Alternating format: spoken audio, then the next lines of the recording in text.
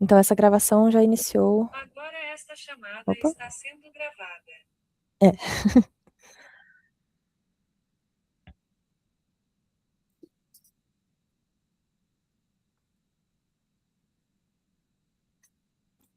Mediadora também está presente.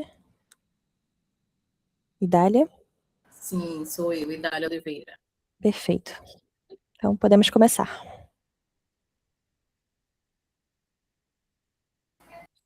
Mais uma vez, bom dia a todas as pessoas presentes. Desejo uma excelente apresentação para todas, todos, todos. Eu sou Idália Oliveira, sou enfermeira de formação, também sou técnica de enfermagem, atuo no Sistema Único de Saúde há cerca de 20 anos. Sou mestre em saúde coletiva pelo Instituto de Saúde Coletiva da Universidade Federal da Bahia, onde a minha pesquisa versa sobre injustiças reprodutivas para com as mulheres em situação de rua de Salvador, Bahia. Atuo atualmente em uma maternidade pública e no Serviço de Atendimento Móvel de Urgências, no SAMU, né, daqui da região metropolitana do Recôncavo da Bahia, na verdade. E na maternidade pública é em Salvador. Então, para vocês terem uma ideia de territorialidade, né, é bom sempre a gente situar esse lugar. Sou uma mulher negra retinta, egressa da escola pública, egressa da universidade pública, então sou fruto de políticas públicas, né? É importante também demarcar esse território enquanto egressa de políticas públicas de acesso. Podemos começar a atividade, fiquem sempre tranquilos, sempre eu estou aqui também para ajudar, para mediar essas, também qualquer questão que alguém tenha, pode me acionar, fiquem à vontade. Deixa eu só ver a lista aqui, para ver quem quer começar, quem quer iniciar os trabalhos. Vou deixar à vontade para que vocês comecem. Pronto, Marília, pode iniciar seu trabalho. Viu, Marília? Sucesso. Marília, você prefere que eu lhe avise, bote um timer ou lhe avise quando for 20, 10 minutos? Seu áudio não está ligado. Marília, seu áudio está desligado. Eu não vou estar vendo vocês, eu vou estar vendo apenas a tela, então é importante que vocês podem verbalizar. Ok. Se eu estiver próximo do tempo, aí. Beleza. Obrigada.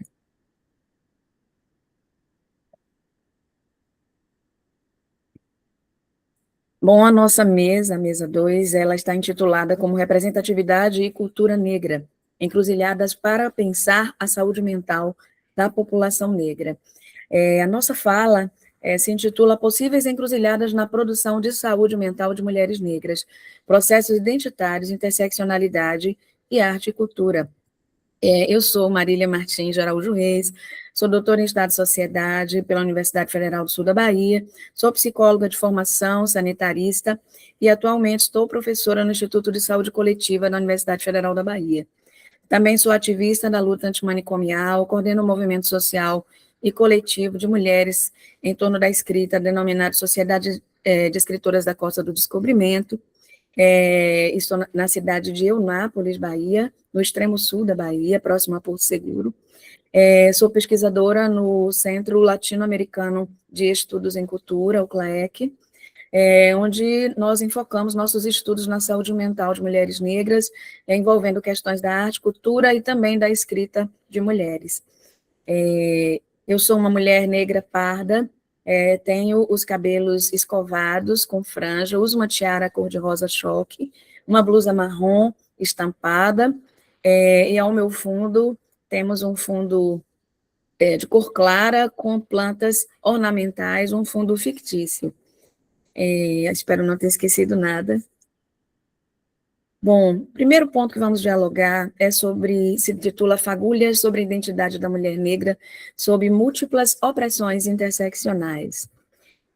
Para falar das questões voltadas para a identidade da mulher negra, nós vamos mencionar Neuza Santos, baiana, médica, psiquiatra, psicanalista, cientista social, que é autora do livro Tornar-se Negro, Atravessamentos da Branquitude, da Exploração Capitalista, que refletem na identidade da pessoa negra Então, ela traz a questão da identidade atravessada por questões de raça, classe e gênero, né? Ou seja, interseccionalmente, o que aponta para um custo emocional da negação da própria cultura e do próprio corpo da pessoa negra.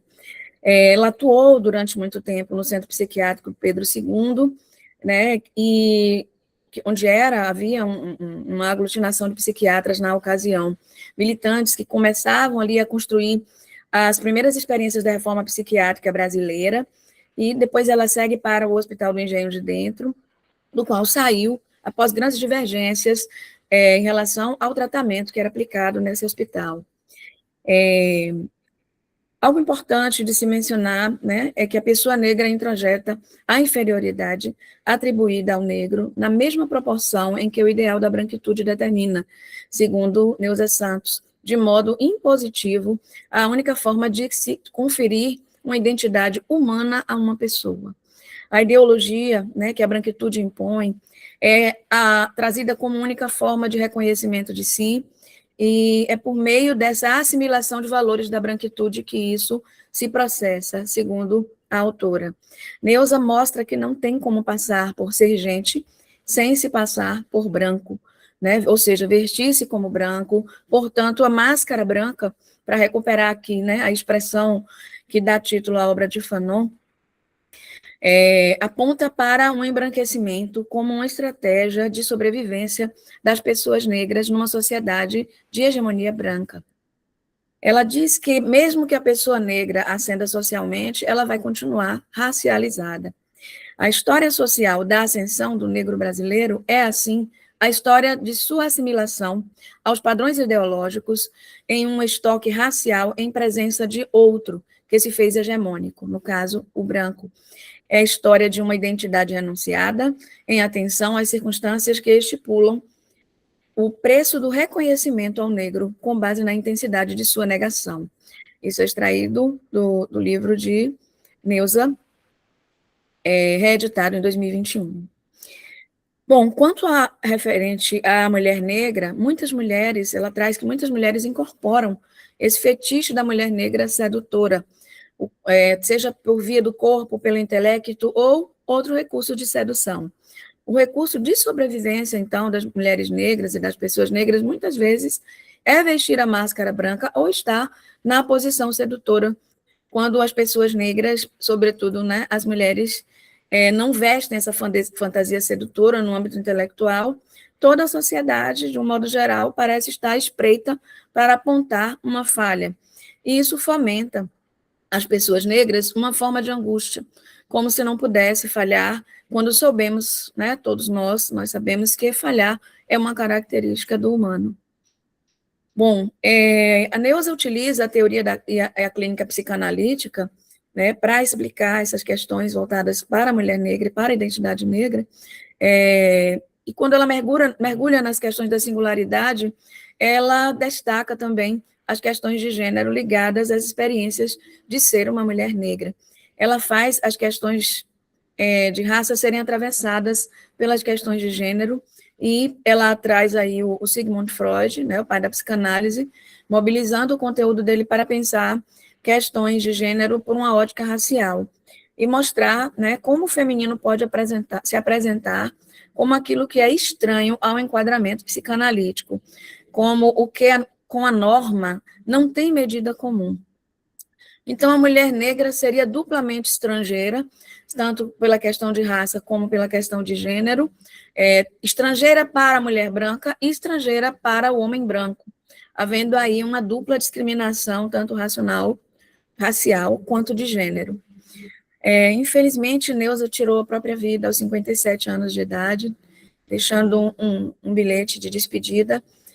No velório de Neuza haviam poucas pessoas, das quais a sua família não estava presente, o que aponta para a solidão feminina da mulher negra, né, e nos traz reflexões sobre esse sofrimento, né, mental das mulheres negras. É importante também mencionar Lélia Gonzalez, mulher mineira, educadora, filósofa, antropóloga, ativista dos direitos das mulheres. Ela traz, né, uma fala dela importante, que na prática é que se vai perceber e construindo a identidade, porque o que está colocado em questão também é justamente uma identidade a ser construída, reconstruída, desconstruída, num processo dialético realmente muito rico. Ela também nos traz uma fala de que ontem, como hoje, americanos oriundos dos mais diferentes países têm desempenhado um papel crucial na elaboração dessa americanidade, que identifica na diáspora uma experiência histórica comum que precisa ser estudada. E ela traz, além do conceito de americanidade, o português, que é uma outra expressão, né, conceito de Lélia Gonzalez, que se refere justamente à africanização da língua portuguesa.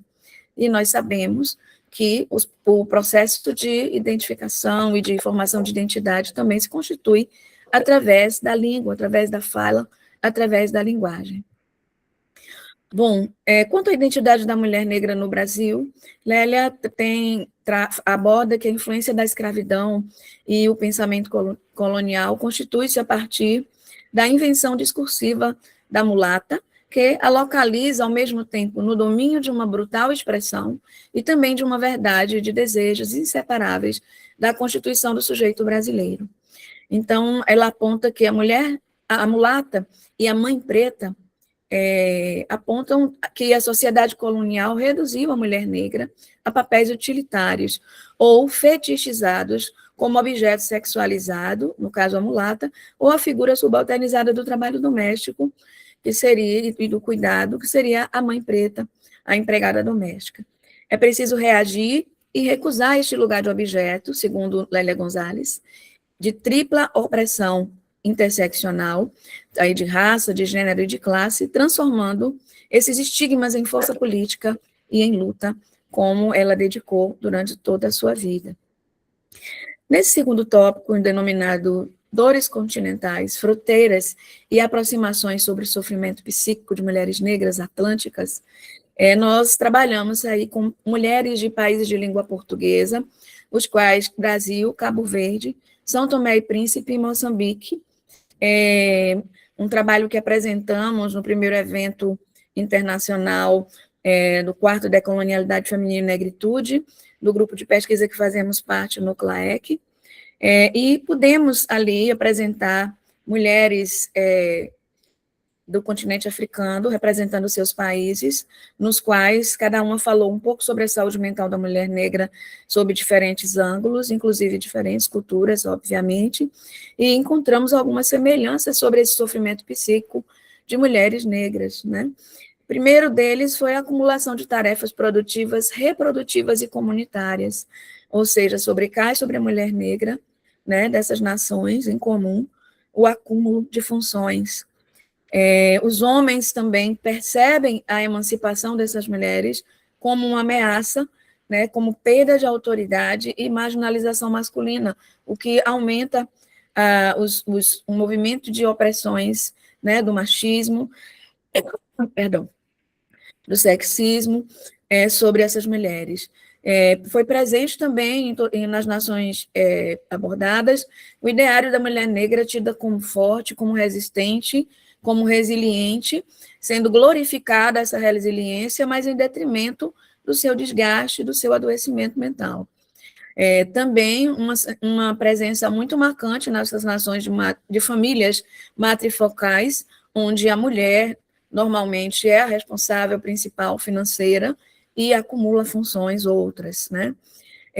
A presença também de quadros de depressão e ansiedade significativa no âmbito da saúde mental da mulher negra, e as opressões de gênero e classe que já mencionamos, também foram presentes. E trouxemos essa abordagem para ilustrar, né, inclusive que essas questões de opressões interseccionais em relação à saúde mental das mulheres negras não é comum apenas aqui no Brasil, mas em outras nações de língua portuguesa. Nesse terceiro ponto, nós abordaremos as estratégias de promoção à saúde mental de mulheres negras, enquanto expressões e espaços de cura através da arte e cultura. E aqui nós abordamos brevemente um outro trabalho que nós realizamos, no qual nós trazemos mulheres negras de diferentes gerações, no caso a Nina Simone, cantora e pianista norte-americana, militante nas lutas pelos direitos civis dos negros norte-americanos, na década de 50, 60, início dos anos 70. A Conceição Evaristo, brasileira, escritora. A Viola Davis, que é também atriz, né, norte-americana, vencedora do Oscar, prêmio internacionalmente conhecido, e também escritora, a autobiografia dela também foi premiada, e a Chimamanda Adichie, escritora africana. A partir do trabalho que nós escrevemos sobre Nina Simone, juntamente com outra autora, nós podemos observar que a música, a composição musical, ela se mostra na vida de Nina Simone não somente como um instrumento de militância pelos direitos dos negros civis, dos negros norte-americanos naquele tempo histórico, mas como um instrumento de elaboração dos seus afetos, uma vez que ela foi diagnosticada erroneamente, a princípio, como uma mulher que tinha depressão. Porém, depois se constatou que ela tinha bipolaridade e pôde, então, ser medicada adequadamente na ocasião, uma vez que o erro de diagnóstico ocasionou danos graves à sua carreira, que foi interrompida, sendo ela, inclusive, encontrada em estado de quase indigência na França por amigos, que depois, posteriormente, levam ela para outro país europeu, e ela consegue retomar, através do cuidado em saúde mental, a sua carreira. Mas a arte na vida da Nina Simone foi o sentido, né, de sua ressignificação identitária como mulher negra, bem como de militâncias. No caso da Conceição Evaristo, nós conhecemos, né, mais próximo de nós, aqui no Brasil, ela cria a Escrevivência, ou nomeia, né, a Escrevivência, como um canal também de elaboração da dororidade, que é trazida como Vilma Piedade, por Vilma Piedade, né, como essa dor que é específica da mulher negra, e também possibilita a escrita nesse sentido, no sentido não somente literário, artístico, mas também autobiográfico, como uma possibilidade de protagonismo, né, das mulheres negras. A Viola Davis, por sua vez, ela escreve a sua autobiografia e descreve esse processo de escrita como um processo de elaboração também e de superação através, né, da literatura para suas lutas interseccionais, o seu sofrimento psíquico, uma vez que viveu em situação de pobreza e sofreu muito com o racismo durante sua infância e sua adolescência, e foi justamente as artes cênicas que inicialmente possibilitaram a Viola Davis a ascensão social, socioeconômica e também uma projeção maior em nível mundial, sendo inspiração para outras meninas e mulheres negras também. Em segunda mão, né, a escrita biográfica, que entra como também canal de elaboração para esses sofrimentos, também como um instrumento de coragem ao expor suas vulnerabilidades ao longo da sua infância e adolescência. A Viola Davis, ela também é protagonista de filmes em que ela traz a mulher negra como uma mulher rei, né, um filme que ela também produziu e protagonizou, traz a mulher negra como uma instância de força e de poder, tirando essa imagem da mulher negra de um lugar apenas de vulnerabilidade e de impotência. 15 minutos, tá? Joia. A Chimamanda Adichie, né, a conhecida escritora africana, ela, através da escrita literária, também traz uma visibilidade, né, e também uma emancipação da mulher negra, e bem como de momentos autobiográficos, quando ela escreve um livro sobre o luto, a partir do qual ela elabora a perda repentina do pai dela, e isso também, ela traz muitas, né, palestras também, né, sobre a emancipação, né, do povo e da mulher negra, o que traz também, remete muito à questão da oralidade como uma forma de elaborar as dores e de trazer uma nova visão que não seja apenas, como diz a palestra conhecida dela, uma visão única, né, da realidade sobre a África e sobre as mulheres negras, seus afetos, seus sofrimentos e também suas vitórias, né, suas emancipações. Bom, como considerações finais, nós destacamos alguns pontos específicos. Primeiramente, que, através do trabalho que dialogamos agora, a colonização por exploração, no caso de países de língua portuguesa, ela deixa seu rastro nitidamente no ideário da mulher negra, na constituição de sua identidade, tida como sempre como forte, resistente e a múltiplos e históricos processos de violências. Ela tem a resiliência, né, glorificada, em detrimento do seu desgaste físico, psicológico e também patrimonial, apontando que opressões interseccionais de raça, de gênero e classe produzem sofrimento psíquico intenso e adoecimento mental destas mulheres. O tal fato vai impactar justamente no processo de construção da identidade desta mulher, das suas subjetividades enquanto mulher negra, com uma visão sempre objetificada do seu corpo e dos seus atributos, sendo que esses processos, eles requerem outros processos de desconstrução, de reconstrução, que vão atravessar a linguagem, as lutas sociais e a ressignificação de sua ancestralidade como potência. Elementos da arte e cultura, né, como nós exemplificamos, no caso a escrita, a escrevivência, as artes cênicas, dentre outros, mostram-se como estratégias eficazes para a elaboração desse sofrimento da mulher negra, para a superação também e a emancipação, bem como da ocupação de espaços transformadores, capazes de inspirar também outras mulheres e outras meninas, né, sendo capazes também de produzir mudanças e abrir caminhos de cura e fortalecimento identitário no âmbito das subjetividades e dos movimentos sociais e coletivos de mulheres. Há também, né, notoriamente, a complexidade do estudo desses temas, né, e essa breve análise interseccional e intercultural que expusemos agora sugere a necessidade de elaborar políticas públicas de saúde, de cultura, de educação, dentre outras, no âmbito intersetorial, no âmbito multidisciplinar, multiprofissional, que visem um melhor suporte à saúde mental das mulheres negras, tanto no Brasil como em outras nações, bem como também estudos mais aprofundados sobre a temática, pois ainda se mostram muito raros e recentes.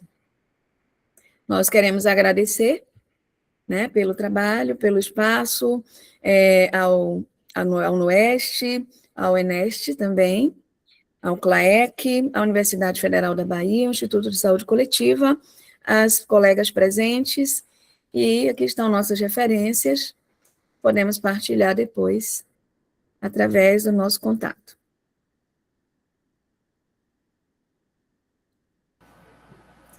Muito obrigada, Marília, por compartilhar o seu lindíssimo trabalho com a gente, tá? Parabéns. Que nossos ancestrais te tragam forças para seguir com ele, né? Como Neuza nos traz, muito bem nos traz, né? Ser negro não é uma questão dada, é um tornar-se a vir, né? E que a nossa existência nesse mundo nos obriga a se tornar uma pessoa negra, principalmente quando a gente tem os marcadores sociais bem demarcados. Fanon vai trazer, né, que o negro é um brinquedo nas mãos desse mundo branco, eurocêntrico, eurocentrado. E que é preciso quebrar esses ciclos. Para quebrar esses ciclos, é preciso tomar essa consciência de ser uma pessoa negra nesse mundo. Então, muito obrigada. Parabéns mesmo. Eu acho que a cultura, e como Gilberto Gil nos bem trouxe, enquanto ministro da Cultura, é preciso tirar essa ideia que a cultura é algo extraordinário, né? Que a cultura deve se tornar ordinária, como um prato de feijão e arroz no Brasil, porque muitas culturas são marginalizadas e tem-se essa ideia que cultura é apenas aquilo que nasce num continente europeu, e não é. Eu sou uma mulher negra da periferia de Salvador, e a gente tem diversas expressões culturais naquele território que são até hoje marginalizadas. Então, muito obrigada por sua contribuição nesse campo, né, da cultura enquanto saúde mental. Vamos para a próxima apresentação. Quem quer iniciar?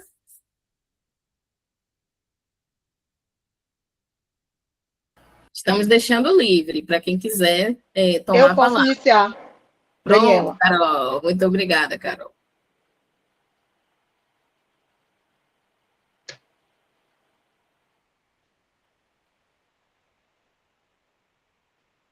Posso iniciar? Assim que você Pode. me avisar, a gente começa a cronômetro. Você me ouve, Carol? Sim. Pronto. Pode começar. Ok. Gente, bom dia. Eu queria começar dizendo que eu nunca imaginei que um livro ele pudesse mudar a minha vida. Mas não foi porque eu escrevi esse livro, foi porque eu tive coragem de levar esse livro para a sala de aula. Há alguns anos, em uma escola particular na cidade de Salvador, no estado da Bahia, eu tive a ideia de trabalhar o livro Olhos d'Água, que a colega acabou de citar, da maravilhosa Conceição Evaristo, na sala de aula. Para mim, era apenas um livro, ou pelo menos eu pensava que era só um livro. Mas dias depois, eu estava sendo perseguida, a minha competência estava sendo questionada, eu fui afastada da sala de aula, né? E a minha experiência passou a incomodar muito mais do que qualquer conteúdo que eu tivesse ensinado. Foi exatamente naquele momento que eu compreendi uma coisa. O racismo nunca teve medo das pessoas negras. O racismo tem medo da consciência negra. E foi ali, naquele momento, que começou a minha pesquisa sobre a pedagogia da cura. Eu sou Daniela Torres, sou professora de História, sou escritora, sou pesquisadora das relações étnico-raciais. Na rede social, respondo pelo nome Negra Parda, porque sou uma mulher negra, de pele parda, uso óculos com armação branca, meu cabelo é feito de dreads escuros na raiz e mais claros na ponta. Estou usando um macacão branco com algumas palavras escritas que representam amor e relacionamento. E no pescoço eu tenho uma pequena guia com um patuá de Exu. Eu tenho certeza que todo mundo aqui, ou pelo menos a maior parte das pessoas aqui, já viveram uma situação de racismo e pensaram: será que eu estou exagerando? Será que é isso mesmo? Será que eu entendi? Gente, é exatamente isso que o racismo faz. O racismo, ele não produz apenas a dor, ele faz a gente duvidar da própria dor. Né? E aí vem o racismo, ele é estrutural, porque ele é a violência cotidiana, eles são as microagressões. O racismo é o silêncio, o apagamento, o currículo eurocêntrico das escolas. O racismo é o elogio, naquele dia que você alisa o cabelo, ele fala: olha como seu cabelo está bonito, como você está mais apresentável, seu cabelo fica melhor assim. O racismo é aquela frase: você nem parece negra, né? Ou você nem é tão negra assim, ou você é exótica. O racismo, ele adoece muito antes de machucar. E é exatamente que quando eu falo em cura, eu não estou dizendo que é para a gente esquecer a dor do racismo, eu não estou dizendo que a cura ela vai apagar a cicatriz do racismo. Quando eu falo de cura, eu quero dizer que a cura é impedir que a ferida aberta pelo racismo ela continue sangrando. Reflita comigo, as pessoas negras que estão na sala, quem contou sua história para você? Foi sua avó?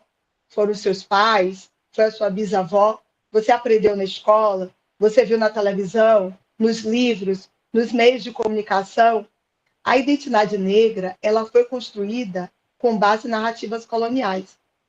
E as pessoas acham que letramento racial é ensinar alguém a identificar o racismo. Ah, eu fiz o letramento, agora eu consigo enxergar, eu consigo ver quando eu sou vítima de racismo. Letramento racial é ensinar alguém a voltar a si, é ensinar alguém a se enxergar. Esse aqui é o meu livro, eu marquei um trecho aqui dele que fala exatamente sobre isso. Por ser uma mulher negra de pele parda, eu passei boa parte da minha vida acreditando que eu era uma mulher branca. Diferente da minha colega Idália, que é uma mulher negra, se reconhece a todo momento como uma mulher negra, e falou lindamente da sua trajetória como resultado de políticas públicas, eu cresci acreditando que eu era uma mulher branca. Fui criada em uma família onde as pessoas acreditavam que eram brancas, e boa parte dessas pessoas ainda acreditam. Permeei o limbo da branquitude durante toda a minha juventude. E eu sempre falo para as pessoas que eu conheço que talvez eu seja a única pessoa que eu conheço que não tem amigos de infância. Eu não tenho amigos de infância, eu não tenho amigos de adolescência, eu não tenho amigos da época da escola. Eu não vou ao encontro anual da minha escola porque eu não tenho amigos para encontrar. Por quê? Porque eu passei a maior parte da minha vida sem saber quem eu era. E como eu não sabia quem eu era, ninguém nunca me encontrou de verdade. E eu vivi uma vida sempre sozinha, achando que a culpa era sempre minha. Mas depois que eu fiz o meu letramento racial e que eu olhei para mim, eu descobri que eu estava no lugar errado, que dentro de mim eu ainda não tinha me encontrado. E quando eu comecei o meu letramento, eu queria ter lido algumas coisas que eu escrevi para as pessoas que estivessem perdidas como eu naquela época. Eu queria que alguém tivesse me escrito essa carta, que em algum momento da minha vida, entre a solidão da escola e o silêncio das reuniões de família, eu tivesse encontrado um papel com essas palavras: você não está sozinha. Pois ser parda no Brasil, muitas vezes é viver entre muros. A branquitude pode te rejeitar, e a negritude, em algumas ocasiões, parece distante. Ficamos nesse lugar de atravessamentos, tentando nos encaixar onde nunca fomos bem-vindas, tentando nos moldar ao que não nos reconhece. E, por vezes, acabamos acreditando que o problema reside em nós. Estou aqui para te dizer, o problema nunca foi você. Ensinaram você a se embranquecer, a se esconder e a se suavizar, alisar o cabelo, evitar gírias, disfarçar os traços, calar a ancestralidade. Empurraram você para longe da sua origem e afastaram o espelho que poderia salvá-la. Não foi você quem se afastou da negritude, mas sim o mundo que lhe ensinou que ela não lhe cabia. Eu não estou dizendo que a pessoa que alisa o cabelo ela é menos negra. Eu também não estou dizendo que existe uma gradação de negritude. O que eu estou dizendo é que você precisa encontrar, se você for uma pessoa negra, a pessoa que você é. E não deixar que a sociedade encontre antes de você. Porque eu descobri que eu era negra através do racismo. Então, durante muito tempo, eu tenho 25 anos de sala de aula na rede particular de Salvador. Já trabalhei em muitas escolas grandes e pequenas da minha cidade. E eu sempre dei aula sobre muitos assuntos, mas nunca incomodou. Porque eu era uma mulher que pensava que era branca, falando de história negra. Mas no dia que eu descobri que eu era uma mulher negra, eu passei a incomodar, porque passou a ser uma mulher negra falando sobre si. E a branquitude não está preparada para pessoas negras intelectuais. Então, eu desenvolvi na minha rede social um projeto que eu chamo de Negra Parda, que é o meu Instagram, onde eu busco fazer um letramento racial de uma forma simples, através de cards, imagens, comentando alguns casos de racismo, tentando aproximar a juventude desse olhar sobre o racismo, buscando uma linguagem mais fácil, um carrossel de 2, 3 slides, legendas mais curtas. Na minha escola não, porque eu não tenho uma, na escola que eu trabalho, que eu leciono hoje na rede particular, eu desenvolvo um projeto sobre mulheres negras.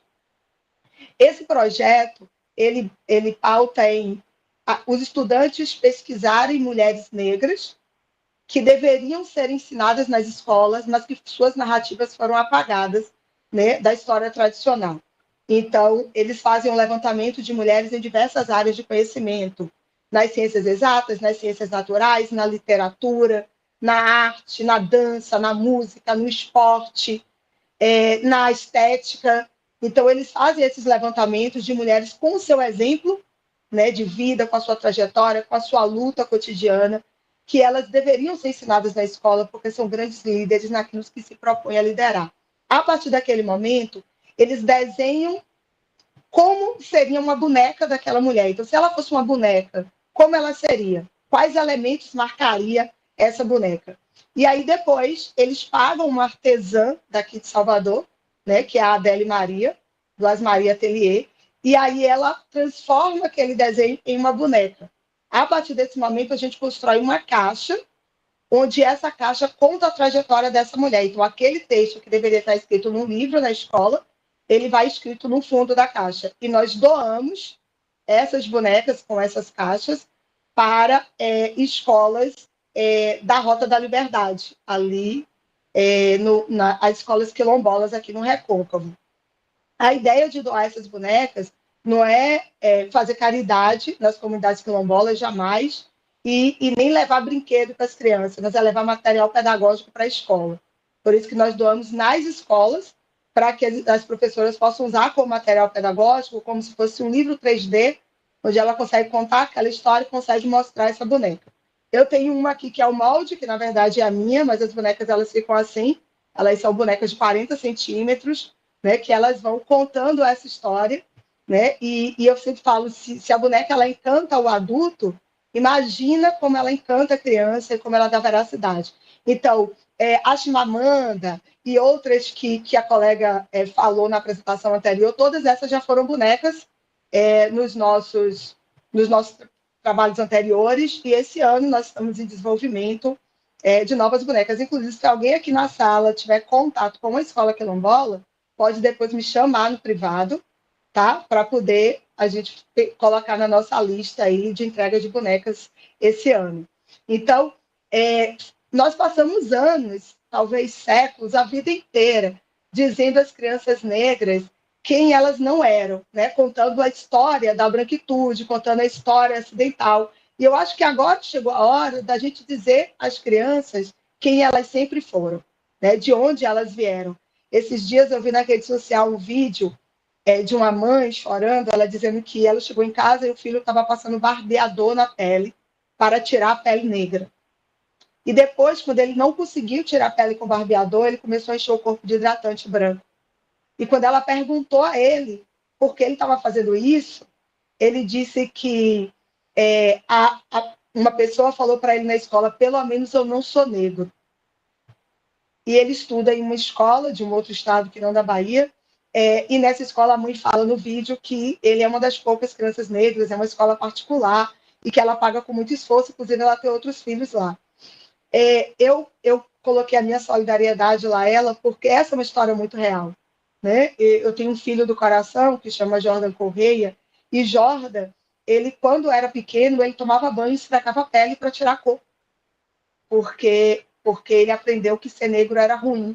Né? Então essa é a realidade de muitas crianças, quando eu falo da pedagogia da cura, não é uma fórmula, não é uma disciplina, tá? Para dar na faculdade ou na escola, mas quando eu falo de pedagogia da cura, é exatamente isso, é fortalecer essas crianças, é trazer esse letramento ainda na infância, sabe? Porque essa pedagogia, ela acontece na palavra, ela acontece na escola, ela aparece na escrita, na memória, no afeto. Então, é muito importante que a gente não permita que as nossas crianças elas tenham medo da sua cor da pele, né? Que elas tenham medo de ser quem elas são, que elas sonhem em ser outras coisas.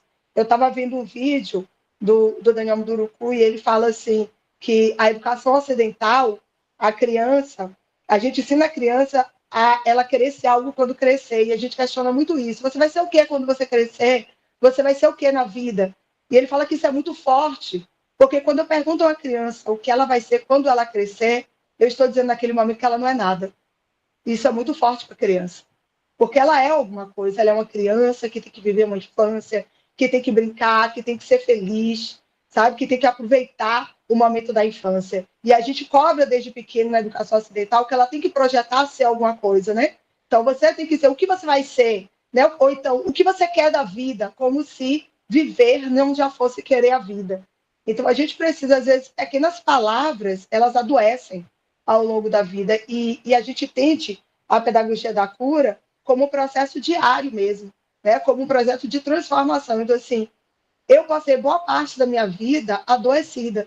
Então, assim, como eu tenho a pele clara, mais clara do que as pessoas que convivem comigo, do que o meu companheiro, que é um homem retinto, eu alisava o meu cabelo, né? Dava luzes no meu cabelo. Hoje eu sou uma pessoa que eu ainda não consegui superar a questão de sol. Então, eu sou uma pessoa que não toma sol com facilidade, porque eu aprendi que quanto mais clara eu fosse, mais portas se abririam para mim. Então, eu passei minha vida inteira fugindo. Então, eu sou aquela pessoa que não gosta de praia, que não gosta de ficar exposta ao sol, que que não frequento espaços, né, de banho público, de piscina, porque eu aprendi a tentar deixar a minha pele cada vez mais clara. E isso, eu nunca sabia o que era. Então, assim, eu fui a última menina do meu grupo que tive namorado. Quer dizer, do meu grupo, não, do grupo que eu pensava que fazia parte. Né? Eu fui a única menina daquele grupo que beijou na boca. Eu fui a última menina, né, que teve uma relação sexual. Então, assim, tudo meu foi muito tardio. E eu sempre me perguntava, né, assim, se o problema era meu. Então, eu sempre achava que eu era expansiva demais, mal educada demais, falava alto demais, gesticulava demais, que eu era feia demais, que a minha boca era grande, sabe? As pessoas falavam, porque conserta esse nariz quando você crescer, seu nariz é horrível. Ou que nojo, quando você sorri, né? Tipo, ó, não fica dando gargalhada que aparece a sua gengiva é escura, isso é nojento. Então, eu passei minha vida toda ouvindo isso, ainda mais porque os meus irmãos, eles são muito mais claros que eu. E eles vivem como pessoas brancas e são felizes vivendo como pessoas brancas e tá tudo bem, tá, gente? Eu não tô aqui para poder convencer as pessoas que para ela ser feliz, ela precisa viver como uma pessoa negra. O que eu digo é que você tem que viver como você é. Né? Se você é uma pessoa PCD, você vai ver como uma pessoa PCD. Se você é uma pessoa homossexual, você vai ver como uma pessoa homossexual. Se você é uma pessoa trans, vai ver como trans. Se você é uma pessoa cis, como cis. Uma pessoa branca, como branca. Uma pessoa negra, como negra. E todo mundo, dentro daquilo que é, de algum momento vai sofrer algum tipo de violência. Né? Mas sofrer violência não está tudo bem. Né? E a partir do momento que a gente se reconhece, a gente sabe quem a gente é e a gente se dá o valor, e a gente não deixa que o outro diminua a gente pelo que a gente é, né? Isso impede que a gente adoeça. Então, quando eu falo da pessoa negra, muito antes de você aprender sobre história afro-brasileira, muito antes de você aprender sobre história da África, muito antes de você aprender especificamente sobre negritude, você precisa aprender a olhar para você. O primeiro processo de aprendizagem, ele parte de dentro. Depois que você se enxergar, é que você vai buscar lá fora o que você vai ler, né? O que vai te dar força, o que vai te dar suporte, as pessoas que vão segurar a sua mão, mas a primeira pessoa que tem que segurar a sua mão é você.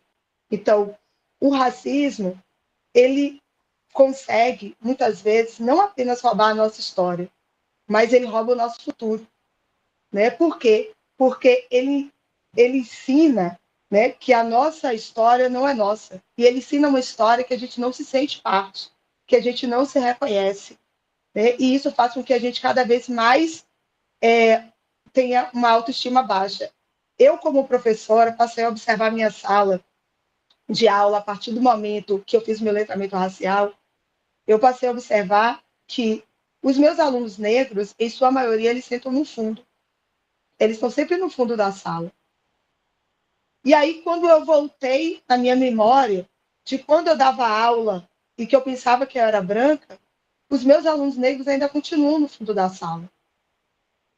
E aí, quando eu me lembro das salas de educação infantil, quando eu ia buscar a minha filha, eu me lembro de todos os elogios que eram feitos para as crianças loiras e brancas, como elas eram bonitas, como elas eram anjinhos, como elas eram sorridentes. E eu não me lembro de nunca, em nenhum momento, a minha filha tem 10 anos, eu nunca me lembro em nenhum momento, de nenhuma apresentação, em nenhuma escola que minha filha estudou, o público elogiando a apresentação de uma criança negra, ou o público destacando aquela criança negra como uma criança bonita, como uma criança linda, como uma criança de destaque. Eu me lembro sempre desses elogios às crianças mais brancas que estavam naquele espaço.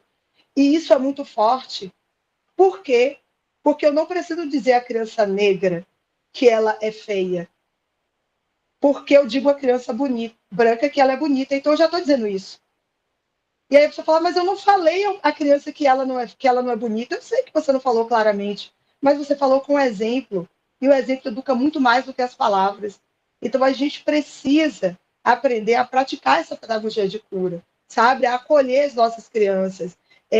A gente precisa ensinar a literatura negra como ato de cuidado, ensinar a África como ato de cuidado, ensinar identidade como ato de cuidado. Né? A gente precisa entender que a nossa função, quando a gente tem um letramento racial, quando a gente tem um posicionamento, principalmente quando a gente está em um lugar de destaque, é cuidar, né, cuidar das nossas crianças, para que a gente tenha efetivamente uma população negra que seja uma população mais acolhida, uma população menos adoecida, né? Quando eu vou trabalhar o projeto das bonecas na minha sala, eu começo fazendo um recorte, eu digo a eles que o primeiro recorte do projeto é trabalhar mulheres, né? Porque alguém aqui podia me perguntar, Dani, por que você não trabalha as lideranças negras, né? Homens, mulheres? Porque eu falo que o primeiro recorte são mulheres, porque eu entendo, né, a nível de números, que na nossa sociedade as mulheres são as maiores vítimas de violência. Então, esse é o primeiro recorte. O segundo recorte, dentro desse público de violência, né, a nível de quantitativo, o maior número de mulheres que sofrem essa violência são mulheres negras. E aí, o objetivo desse projeto não é só tirar as mulheres da invisibilidade, porque eu poderia fazer cartazes, eu poderia fazer seminários, mas é mais que isso. O meu objetivo é educar o olhar do meu aluno para a valorização da intelectualidade da mulher negra. Porque se o jovem ele entender na escola o valor da mulher, nós vamos ter homens menos violentos lá na frente. Então, eu já tive na minha sala de aula, uma vez num debate, todo mundo emitindo opinião sobre determinado assunto, mas sempre o público masculino na frente, e aí uma menina entrou no debate e emitiu uma opinião. E assim, de forma muito natural, o colega olhou para ela e falou, você quer apanhar? E aí a sala fez um silêncio. E eu disse a ele, levante e bata nela. Porque assim, todos os meninos da sala emitiram opinião, mas você não perguntou a nenhum menino se ele queria apanhar. Mas quando uma mulher emitiu opinião, você perguntou se ela queria apanhar. Ele falou, mas é brincadeira, porque tudo a senhora milita, tudo a senhora acha que é violência, tudo a senhora acha que é racismo, que é preconceito, né? Era só uma brincadeira que eu estava fazendo com ela. Eu falei, mas começa na brincadeira, a violência começa na brincadeira. Então, todo mundo emitiu opinião, tinha mais de 10 meninos falando. Aí, quando a mulher fala, a única mulher, você levanta a sua voz para ela e pergunta se ela quer apanhar. Então, você dá o exemplo muito claro de a mulher que fala, a mulher que discorda, né, que ela está fazendo algo errado. E hoje você pediu a sua colega, você brincou com a sua colega perguntando se ela queria apanhar. Amanhã você bate na sua mulher, porque ela discorda de você. Então, assim, a gente precisa estar atento aos pequenos gestos, a gente compreender as pequenas ações. Nem sempre o racismo é eu chamar o meu colega de macaco, né? Nem sempre o racismo é eu agredir fisicamente o meu colega. Às vezes, são pequenas falas, né? A misoginia, nem sempre eu vou dar um tapa na minha colega, eu vou espancar a minha colega, né? Então, às vezes, é uma crítica, é um olhar, é a forma como eu reprimo, é aquela piada sem graça que todo mundo ri. E eu sempre falo para os meus alunos, se eu tenho uma sala, e eu tenho hoje 42 alunos em uma sala, e se eu tenho uma piada misógina, eu tenho 40 misóginos. Porque, inclusive, as meninas que riram, elas estão na mesma condição de violência. Então, a gente precisa aprender a não rir do que não é engraçado, né? E, assim, e as pessoas têm essa mania para não ser desconfortáveis, porque elas estão, às vezes, em uma posição de destaque, ou porque ela fala, são só crianças, né? Porque crianças, né, têm um processo de educação. A gente precisa parar e educar. Quantas vezes eu discuti, há uns 2 anos atrás, eu acho que vocês lembram, teve um caso de uma parlamentar que ela foi fazer um discurso e aí ela começou o discurso dela falando assim, porque eu sou branca, rica e bonita. Né? E ela se referia exatamente a uma outra parlamentar que era negra, isso gerou um problema nas redes sociais. Aí um aluno, em uma escola que eu trabalhava, ele chegou no quadro e escreveu, eu sou rico, branco e bonito. O professor... Daniela, só 7 diga, minutos, tá? Eu fiquei com medo de pronto, interromper antes que você... tudo bem, Carol, obrigada, viu? Então, um colega meu, ele deu aula nessa sala, o aluno colocou no quadro da sala dele, e aí quando ele chegou no intervalo, ele falou para mim, Dani, se você estivesse na sala, você teria feito a maior confusão, porque fulano escreveu no quadro, eu sou rico, branco, bonito, se referindo, né, exatamente a uma superioridade em relação aos colegas negros da turma. Aí eu perguntei ele, você fez o quê? Aí ele disse, mas eu não podia parar meu assunto. Pô, pelo amor de Deus, eu sou professor de matemática. Eu tenho prova no final de semana, eu não podia parar meu assunto para falar disso. Eu falei, mas esse é o problema. É que a gente acha que a violência contra o negro é só do negro, a violência contra o homossexual é só do homossexual, a violência da mulher é só da mulher. Então, assim, você não pode parar o seu conteúdo do livro para educar, porque você está na sala só para reproduzir o conhecimento. Então, assim, a gente precisa aprender. Se eu estou em uma mesa de bar, né, e os meus colegas fazem uma piada misógina, eu tenho que aprender a me levantar, né, e dizer, não foi engraçado. Porque a gente precisa educar todos os dias, todas as pessoas que cometem violência, principalmente quando essas pessoas estão perto da gente. Então, assim, durante muito tempo, gente, durante muito tempo mesmo, eu achei que minha missão era só ensinar história, sabe? Era ser professora de história, porque eu venho de uma família onde as minhas tias são professoras, pelo menos eram quando eram vivas, porque algumas delas não estão mais aqui, onde os meus tios eram motoristas de ônibus, né? Então, eu venho de uma família de educadores, minha mãe é professora, e eu achava que a minha função era só ensinar história, eu dava o meu máximo para ensinar história, mas hoje eu sei que não, que a minha missão não é ensinar história, que a minha missão é desenvolver histórias. Porque toda pessoa que conhece a própria história, ela deixa de aceitar a história que o racismo escreveu sobre ela. E foi isso que aconteceu comigo. E talvez seja isso que esteja começando a acontecer com você aqui. Se o racismo é uma tecnologia de desumanização, se o racismo ele é um projeto, então o letramento racial precisa ser uma tecnologia de liberdade. Porque toda a cura começa quando alguém finalmente encontra coragem para dizer essa história também é minha. Então, chegou a hora de você reconhecer a sua história, de você se reconhecer como quem você é e não permitir violências nem com você, nem com ninguém que você conheça ou esteja ao seu lado. Eu sou Daniela Torres, eu sou uma mulher negra parda e eu queria agradecer essa oportunidade de estar aqui nessa manhã falando com vocês sobre o meu trabalho e sobre o letramento racial. Obrigada. Parabéns, Daniela. Muito obrigada por compartilhar sua trajetória de vida e, além de sua trajetória profissional, né? Vou evocar mais uma vez, né, Neuza Santos Souza, quando ela diz, né, que tornar-se negro não é uma condição dada, mas vir a se tornar, e que isso é uma estrutura, é uma reconstrução psíquica e política. Além disso, parabenizar pelo seu trabalho enquanto educadora, que eu sou uma pessoa que acredito muito no papel de profissionais dentro da educação para transformar as vidas, transformar a vida dessas crianças, que é o nosso futuro. Se a gente tem pessoas como você lá, a gente tem uma esperança de que essas crianças não passem pela metade das violências que a gente passou ao longo da nossa vida, porque quando a gente instrumentaliza esses seres desde a infância, a gente percebe que eles vêm muito mais fortes, muito mais fortalecidos do que a gente veio no nosso tempo. Então, muito obrigada, parabéns pelo trabalho, e eu celebro a sua existência. Gostaria de saudar o colega Djavan Benin, que está aqui na sala com a gente, que é um profissional maravilhoso, é um amigo do coração. Então, muito obrigada, Djavan, pela sua presença também. Vamos para a próxima apresentação.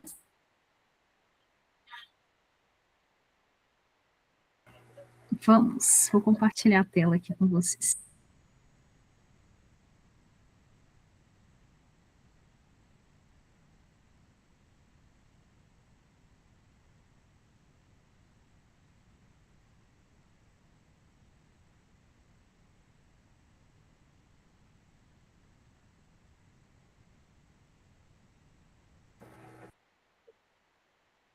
Bom, pessoal, vocês já conseguem visualizar, me ouvir tudo bem aí, tudo certinho? Sim, tudo certo. Sim, Sandra.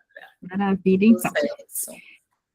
Bom, primeiramente, né, eu quero parabenizar todas as mulheres negras que se encontram aqui na sala, né, porque hoje é um dia muito potente, um dia muito histórico, que é o Dia Internacional da Mulher Negra Latino-Americana e Caribenha, também o Dia Nacional de Teresa de Benguela e o Dia da Mulher Negra. Então, parabéns para todas as mulheres que aqui estão, né, uma data muito significativa. Iniciando, né, eu sou a Sandra, eu sou jornalista, sou formada em jornalismo aqui pela Universidade Federal de Ouro Preto, UFOP, sou mestre em comunicação, e também tenho algumas especializações, tanto em comunicação, como na comunicação ESG também, alguns fellowships internacionais, mas eu pesquiso há mais de 10 anos raça, gênero e interseccionalidade, principalmente em representações de meninas e mulheres negras na mídia e em produções audiovisuais, e vem fazendo esse movimento, assim, dentro da academia. Eu lembro que uns 10 anos atrás era um movimento que ainda era muito resistente, pelo menos aqui, era uma experiência que eu tive na minha universidade, Então, assim, eu fiz lá na época, em 2017, por aí 2018, eu fiz um TCC sobre a princesa Tiana, que foi a primeira princesa negra de animação da Disney. E lá naquela época ainda não tinham muitas pesquisas sobre a questão de raça, gênero e a questão da animação. E era interessante que muito depois, ali daquele trabalho que eu fiz, muitas mulheres, né, muitas pessoas ali se empoderaram e também foram pesquisar essas questões raciais e conseguiram ali se descobrir, né, principalmente às vezes que envolve um pouco mais de dor, não é um tema fácil, mas muitas pessoas conseguiram se empoderar também naquilo que elas queriam dizer, enquanto pessoas ali pesquisadoras também na academia. Bom, eu escolhi trazer hoje, né, para a nossa palestra aqui, para compor a mesa, para falar um pouco daquilo que eu estudo também, mas para mostrar o poder das representações na mídia. Então, eu começo muito com aquela ideia do Stuart Hall, que é um pesquisador, assim, fantástico, né, dos estudos culturais ingleses, mas que ele traz uma perspectiva muito interessante para se pensar tanto a diáspora negra, mas também pensando muito a questão das representações negras na mídia. E como esse movimento, por mais que ele seja de uma forma até internacional, muitas coisas elas acabam também atingindo aqui o histórico da mídia no Brasil e pelo mundo também, né, deixando que, como ele vai mostrando sempre, que o racismo, em suas diversas faces, ele vai ali sendo uma coisa que ele vai tendo uma perspectiva muito similar em outros territórios, em outras localidades, que a gente vai pensando assim ao longo do tempo, mas por que muita coisa às vezes vai mudando, mas as questões raciais, quando a gente pensa a mídia, geralmente muita coisa vai estar similar. Então é uma coisa que o Stuart Hall nos apresenta. Ele fala, principalmente, para apresentar o que é a representação, né? Ele vai falando que é um significado de alguma coisa que talvez já estava na sociedade. E na mídia ele é reapresentado. Então, uma coisa que estava na sociedade e na mídia ela acaba sendo reapresentada ou reforçada, por exemplo. E ele vai trazer muito uma perspectiva do significado, né? Que no fim, o significado que aquilo traz, né, uma representação traz, é muito uma questão de interpretação. E essa questão de significado, interpretação, ele pode ser diferente para cada território, cada pessoa, cada processo cultural que é diferente. E um ponto que o Stuart Hall ele traz, que a palavra identidade, ela está muito relacionada com identificação. Ele fala que, na questão, por exemplo, das propagandas, as propagandas lá têm sempre um objetivo de obter identificação. Então, a identificação está relacionada com a identidade. Então, por exemplo, vai ter uma campanha na mídia e ela vai buscar sempre atingir algum público específico ou atingir alguma identidade para que as pessoas se conectem com essa identificação e elas consigam, por exemplo, às vezes ter aquele processo de compra, de venda, de identificação com aquele produto, por exemplo. E aí eu trago aqui um exemplo, né, de uma campanha da Sala Online ali também, que tem muito essa perspectiva, né, de trazer ali, às vezes, influenciadoras, atrizes, por exemplo, para fazerem campanhas para chamarem muito essa atenção, né, de instinto de compra também, né, para que as pessoas consigam comprar e se identificarem também com aquela pessoa ali que está ali representando aquela campanha. Uma outra questão muito interessante que o Stuart Hall coloca é sobre aquela questão que as imagens, elas têm significados. Uma imagem não é apenas uma imagem. Ela vai estar sempre trazendo significados diferentes, pensando ali em um contexto diferente, histórico, cultural, ou para cada pessoa. E é interessante a gente observar que a cultura, nesse processo, ela é muito importante, porque, por exemplo, cada grupo de pessoa, ela vai aprender com o que significa um grupo de pessoas negras, o que significa um grupo de pessoas brancas, o que significa um grupo de pessoas indígenas. Ela vai aprender, as pessoas vão aprender a partir das suas culturas, a partir dessas vivências em grupos. Então, essas classificações, elas vão ter um potencial muito grande na questão cultural. E é muito interessante pensar que dentro da própria cultura vão surgindo vários significados. Então, você pode ter significados diferentes numa cultura para pessoas negras, para pessoas brancas, para pessoas indígenas ou pessoas amarelas. E dentro dessa cultura, esses significados vão perpetuando. As pessoas vão compartilhando esses significados ali nessas conversas, nas interações do dia a dia também. Não só pelas representações midiáticas. E aí é interessante observar que os discursos também, eles vão reforçar o que significa um grupo de pessoas ou o que não significa esse grupo de pessoas. Bom, é interessante observar também que a gente nunca pode pensar a mídia de uma forma neutra. A mídia, um conglomerado de mídia, por exemplo, a gente vai pensar muito na questão de poder. E tem um trecho que o Stuart Hall, ele fala, que é muito interessante, que ele é uma frase, né, que eu sempre lembro dela, que quem tem poder, em que canais, para circular quais significados para quem. E por isso que a questão do poder nunca pode ser excluída da questão da representação. E se a gente for pensar, muitas vezes a gente consomem produtos audiovisuais de grandes produtoras, de grandes empresas, e elas têm ali um poder, né, nesse nicho, às vezes histórico, de muitas décadas, mas também elas têm ali um repertório por trás, né, de pensar a história da mídia. É muito interessante que na época que eu fiz o TCC lá da Sua Princesa Tiana, foi muito interessante observar a história da mídia, mas pensando no contexto da Disney, né? A Disney ela tem um contexto racial muito forte, né? Um contexto de racismo, depois ela foi, ao longo dos anos mais recentes, ela foi se retratando, ela foi excluindo algumas imagens, né, de alguns filmes, por exemplo, ou colocando ali uma legenda, né, falando um pouquinho sobre isso, mas tem uma perspectiva muito grande, se a gente não conhecer um pouco também da história da mídia, se a gente para cair, assim, naquela falácia, a mídia faz isso, a mídia faz aquilo, mas se a gente não entender, às vezes, o que está por trás, aquele histórico, como que começam essas representações ali, a gente, às vezes, não percebe como que as coisas vão se continuando, né? Muitas vezes a gente pensa, tem umas representações que são bacanas, mas quando a gente vai olhar ao fundo, peraí, muita coisa está sendo ali uma conexão com uma obra de, tipo, muitas décadas atrás, e por que muita coisa está se reproduzindo numa produção atual, né? Qual a perpetuação que acabam tendo também. Bom, e aí tem uma parte que é muito interessante também, que o Stuart Hall coloca essa questão de ideologia com a questão de significações.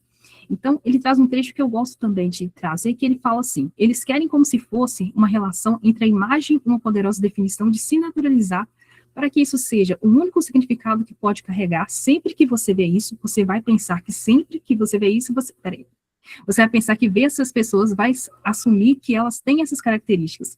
Sempre que você vê esse evento, você assumirá que tem essa consequência política. Então, a questão da representação, tanto se a gente for pensar que ela pode ser aprendida nas interações sociais, nas conversas do dia a dia, em cada cultura, ou também reforçadas na mídia, é aquela ideia de ver uma determinada pessoa, até porque vai ter o conceito de estereótipos, e você pensar que ela é alguma coisa que você aprendeu que ela é. Ela não pode ser nada além daquilo. E eu trago um fato que aconteceu lá em 2018, por aí, por exemplo, que foi da professora Luana Xavier. Ela, na época, ela cursava um mestrado em educação aqui na UFOP, e ela sofreu uma violência racial, né? Uma mulher idosa, eu acho que na época, perguntou a ela se ela fazia faxina. Ela falou assim, não, eu faço mestrado. Eu lembro que na época, assim, essa questão repercutiu, mas foi uma questão muito forte, né, porque assim, você chegar numa pessoa e pensar que ela faz faxina sem conhecer ela, e muito dessa ideia de você pensar que a outra pessoa pode ser aquilo que você aprendeu, mas sem você identificar, saber o que ela é, né, ela sendo uma mulher negra retinta, e ela sendo abordada, se ela faz faxina, e ela falou, não, sou professora, faço mestrado, não sei se alguém lembra desse fato, mas foi um fato muito forte na época também, né, pra gente mostrar essas questões que, como nos atravessam de forma diferente. Bom, o estereótipo também é um conceito que o Stuart Hall trabalha muito, né, que é uma gama muito limitada de definições sobre o que uma pessoa pode ser, né, o que elas podem fazer, quais as possibilidades na vida, quais são as naturezas das restrições sobre elas. Então, os estereótipos, eles geram conhecimento por meio das representações. Então, como são as mulheres negras? E aí tem muitas representações estereotipadas sobre mulheres negras. Mulheres negras dentro de uma caixinha muito limitada, o que são essas mulheres?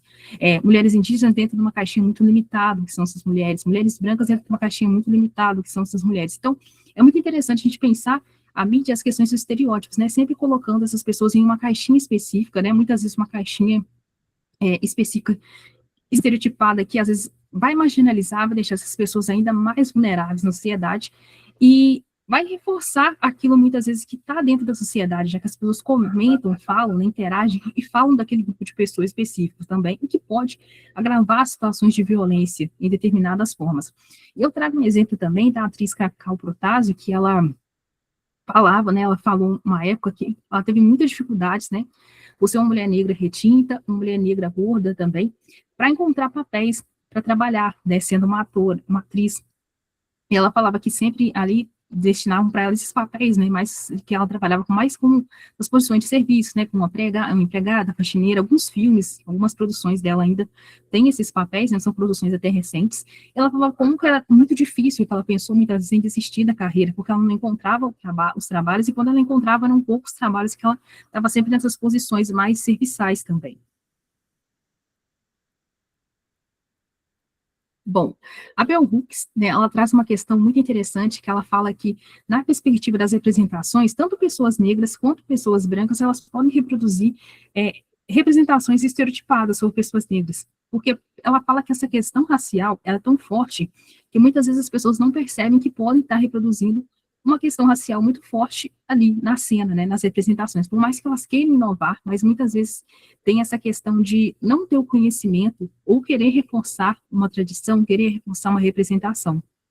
E também tem essa questão, né, essa necessidade de criar imagens transgressoras, né, que a Bell Hooks fala, que é necessário criar imagens que tragam além daquilo que um estereótipo coloca.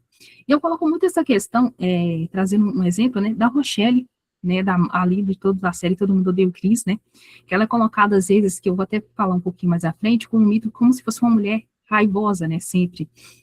E a produção de Todo Mundo Odeia o Chris, ela é feita por pessoas negras também.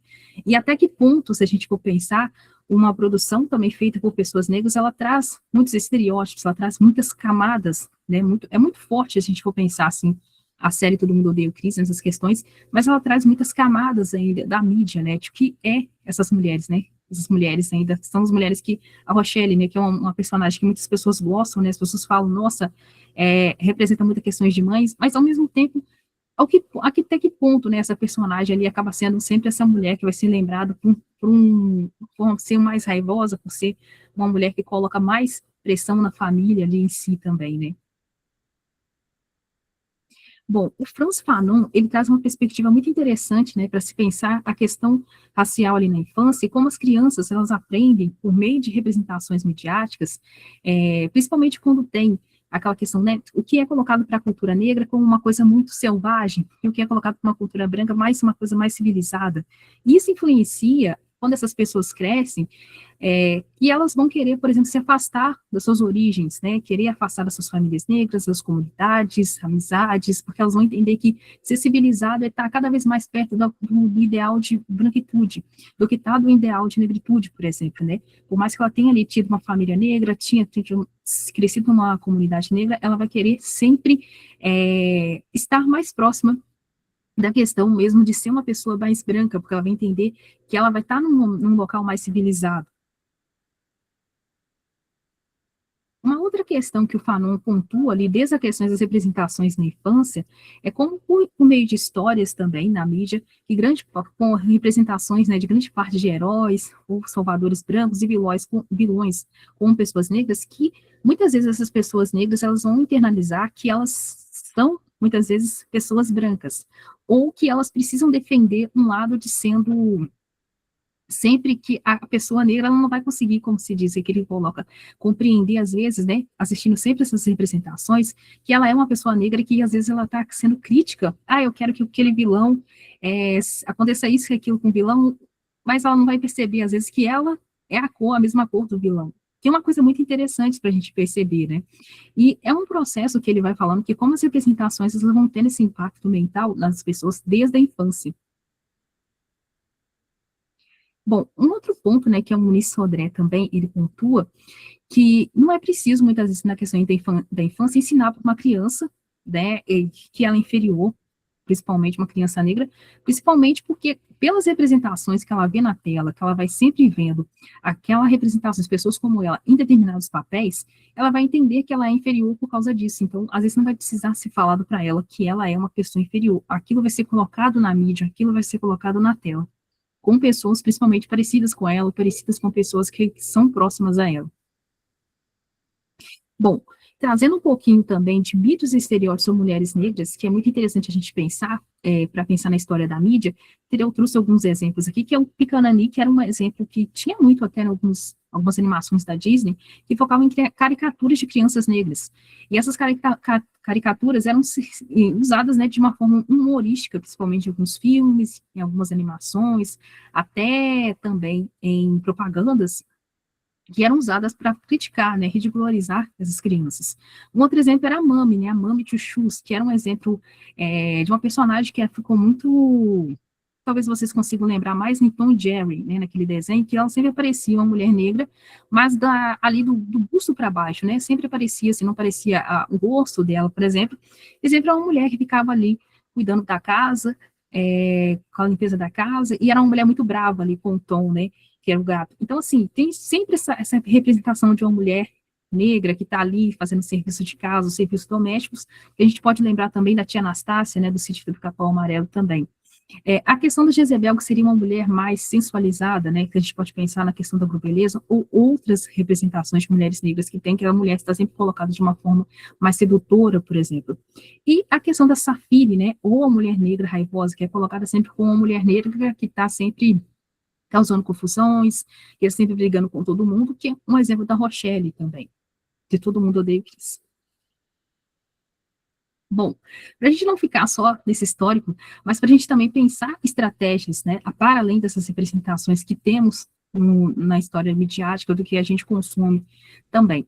A gente pensar muito nas questões da importância de produções independentes, ou não, que elas trazem outras narrativas sobre pessoas negras, e principalmente com foco em mulheres negras, né, e é interessante observar que muitas vezes isso é importante, isso vem de um movimento, muitas vezes de pessoas cada vez mais diversas e conscientes nessas equipes de produções também. E a importância dos letramentos raciais também, não só o letramento racial, mas os estudos críticos da história da mídia também, sejam formações online, extensionistas, que acabam abrangendo de uma forma maior e trazendo para essas pessoas um contexto que vai além de pensar. Precisamos pensar só no letramento racial, mas também precisamos pensar na história da mídia, no local que a gente está, né, com cada vez mais pessoas diversas e pessoas conscientes dessas questões que são interseccionais e atingem as pessoas de formas diferentes. Aí eu trago o exemplo também de Black King, né, de Beyoncé, que foi uma narrativa também, que tem várias nuances, mas ela acaba trazendo uma questão muito de trazer ali pessoas negras em outras posições, né, como se pensar pessoas negras na realeza e pensar pessoas negras na Disney, na realeza, né, que é um ponto muito, muito forte, né, a questão de Black King. Bom, tem a relevância também de pessoas pesquisadoras, né, principalmente mulheres negras na academia, que consigam pesquisar, né, que pesquisam já esses temas, né, essas temáticas. Não é fácil, né, que a gente vai pensar, mas é importante que tenham cada vez mais essas pessoas para trazer esse olhar das mídias, das representações nesses espaços acadêmicos, não só nos espaços acadêmicos, mais profissionais também, porque são pessoas que conseguem trazer outras perspectivas de narrativas também, sejam para pensar lá desde a infância, a vida adulta, adolescente, por exemplo, a vida idosa. Então são várias questões. A importância também de grupos de pesquisas que vão pesquisar essas temáticas, interseccionalidade, redes de apoio também, espaços de troca e comunicação de pesquisas como o Enest aqui, entre outros eventos, e o papel essencial também de pessoas brancas aliadas, né, porque não adianta a gente falar sobre, sempre de uma luta, né, de questões de representações, de questões de mídia, mas se a gente não tem pessoas aliadas também que estejam conscientes do seu papel ali, enquanto apoio também nessas questões.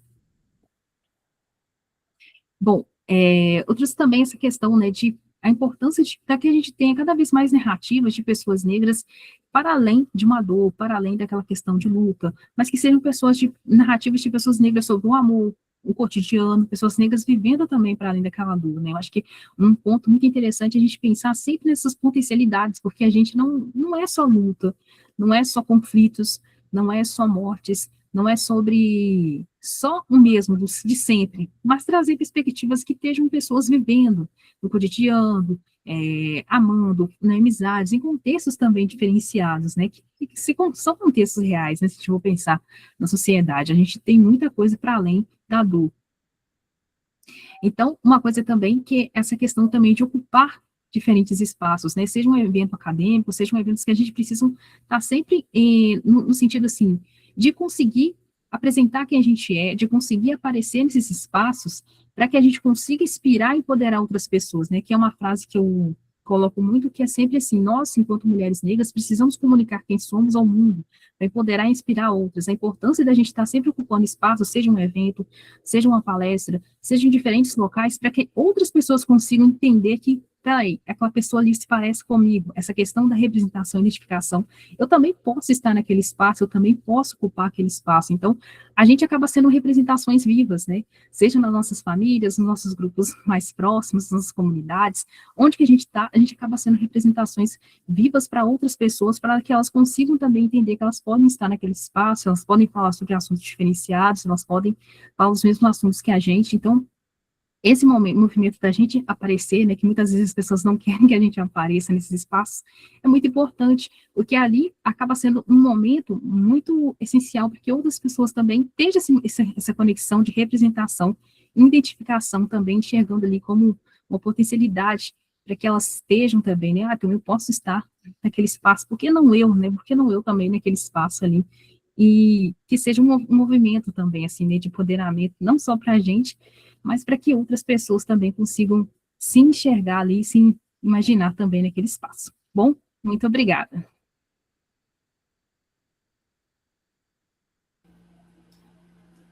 Muito obrigada, Sandra. Parabéns pelo trabalho. Acho que a gente hoje teve trabalhos maravilhosos, né, gente? Trabalhos potentes. E interessante ver, né, Sandra, o quanto a mídia constrói o subjetivo das pessoas negras, né? Enquanto pessoas negras, num país que vive ainda pautado na falsa democracia racial, a gente vê muitas vezes a pessoa negra, quando liga a televisão, que é o que a pessoa negra tem mais acesso, tem aquela imagem estereotipada, enviesada ou invisibilizada de pessoas negras ali nas grandes mídias. Então, muito obrigada. Também celebro a sua existência no mundo, celebro também a existência do seu trabalho nesse mundo, que a gente precisa de pessoas negras fazendo esses trabalhos, desenvolvendo esses trabalhos dentro da academia também. Talvez pessoas negras, não precisem, a gente não precisa da academia, mas a academia precisa da gente, né? Com certeza. Muito obrigada a todas, belíssimas apresentações. Eu queria saber se alguém aqui na sala quer fazer alguma pergunta, algum questionamento. Eu gostaria só de pedir que todo mundo que falou compartilhasse o contato para a gente manter esse justamente contato. E também talvez contribuir nessa questão da mídia. Primeiro que eu não me autodescrevi antes, então desculpa, mas me localizando aqui, eu sou uma mulher branca, alta, de cabelos curtos, loiros, olhos claros, estou usando uma camisa de gola branca e preta, e estudante também de psicologia. E eu queria agradecer também, primeiro, todas as falas, e também retomar essa questão da mídia, por exemplo, porque, por exemplo, o Valdenilson, que é um dos organizadores do evento, ele é meu professor também, meu orientador, e uma vez ele fez um questionamento que abriu os meus olhos, assim, de uma forma que provocou, sabe? Porque se eu fosse perguntar aqui, quantas pessoas, tipo, porcentagem de pessoas brancas no mundo, talvez saísse quantos números, assim, 50%, 30%, 20%, mas aí quando a gente vai pesquisar, é tipo só 7 a 16% as estimativas de pessoas brancas no mundo inteiro.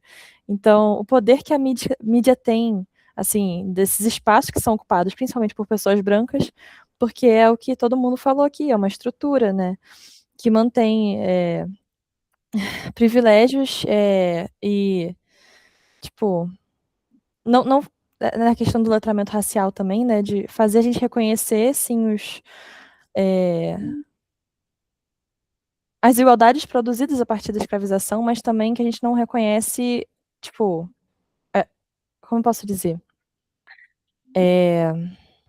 Os privilégios produzidos, né? As pessoas têm heranças de violência, mas também têm herança que mantém esses privilégios. Então, enquanto a pessoa branca é justamente, tipo, reconhecer isso também, né? E falar que os espaços têm que ser ocupados por todos, né? Enfim, que não é só pessoas negras que têm que falar da questão negra, sabe? Da negritude e tudo mais. Muito obrigada por todas as falas. Obrigada, Carol. Parabéns pela colocação. Alguém mais quer fazer alguma pergunta? Algum questionamento? Alguma pontuação? A Vanilda comentou no comentário aqui. Só quero falar com a Sandra que o conceito de imagens de controle da Patrícia Hill Collins também tem muita potência para discutir a representatividade dos corpos negros, sobretudo os femininos. Obrigada pela contribuição, Vanilda. Alguém mais?